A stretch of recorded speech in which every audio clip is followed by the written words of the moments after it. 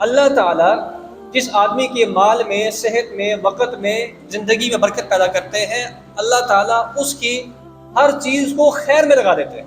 اس کا استعمال خیر میں ہو رہا ہوتا ہے، اس کا جسم بھی خیر کے لیے استعمال ہو رہا ہے، اس کا مال بھی خیر کے لیے استعمال ہو رہا ہے، اس کا وقت بھی خیر کے لیے استعمال ہو رہا ہے۔ اب آپ دیکھیں کتنے ہی لوگ ایسے ہیں جن کو اللہ نے مال بہت دیا ہوا ہے، لیکن مال ان کا کہاں جا رہا ہے؟ عیاشیوں میں جا رہا ہے۔ بڑے سے بڑے مکانات بنانے کی خواہش، 10 گاڑیاں ہیں تو 15 کرنے کی خواہش، کبھی جناب کس ملک جا رہے ہیں، کبھی کس ملک جا رہے ہیں، اور وہاں جا کے غیر شرعی حرکات کر رہے ہیں۔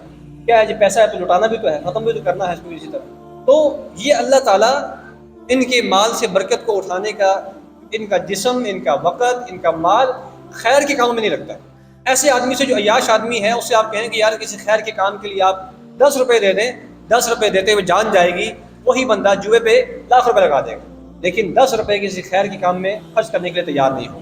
اور وہیں پہ کچھ لوگ اللہ نے ایسے بھی پیدا کیے ہیں جو ماشاءاللہ جن کا مال مساجد میں لگتا ہے، مدارس میں لگتا ہے، بیواؤں پر لگتا ہے، یتیموں پر لگتا ہے، مساکین پر، ہسپتالوں میں لگتا ہے، اور دیگر جو فلاحی کام ہیں ان میں لگتا ہے۔